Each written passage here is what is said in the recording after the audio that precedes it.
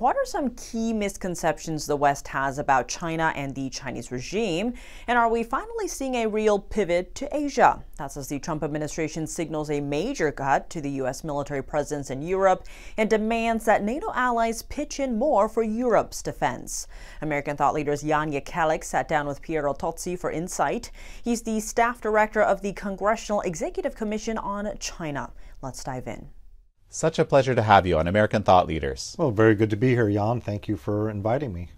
How does the Chinese regime teach the Chinese people about America and its role in the world versus to how it communicates to Americans or to the American leadership? Yeah, that's a very interesting question. You know, post Tiananmen, when the Chinese people, as an expression of popular will, demanded democracy, demanded freedom, the CCP did a couple of things. One was they sort of made this grand bargain with the Chinese people to say that, you know, as we develop economically, you know, you'll be enriched, and just don't challenge our rule, that of the CCP.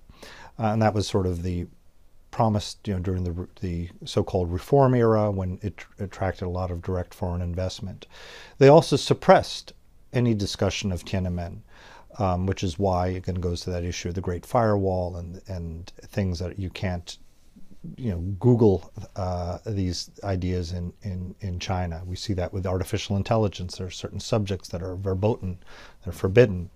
But the other thing that they did is they really cultivated this sense of nationalistic grievance against the United States, but also against other countries.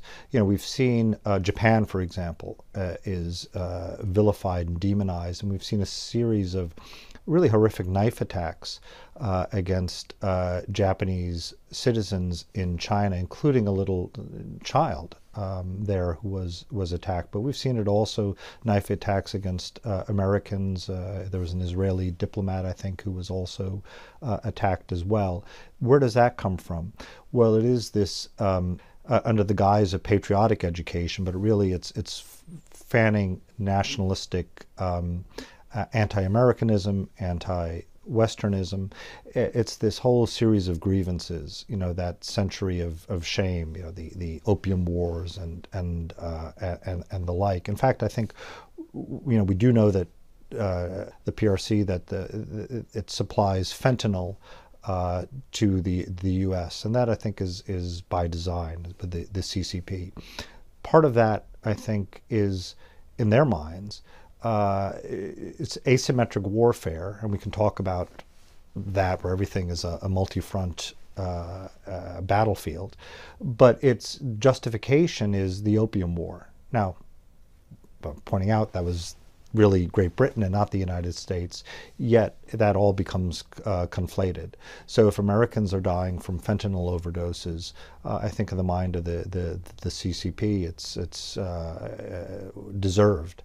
And that is part of that extreme nationalism. And I think what also carries over here, we see with even some of the Chinese students who come over here, that they harbor these extreme nationalistic views. But who do they target? Oftentimes they target other Chinese students that are studying in the United States and that are you know, kind of breathe that freedom and want to speak freely and are developing their own thoughts.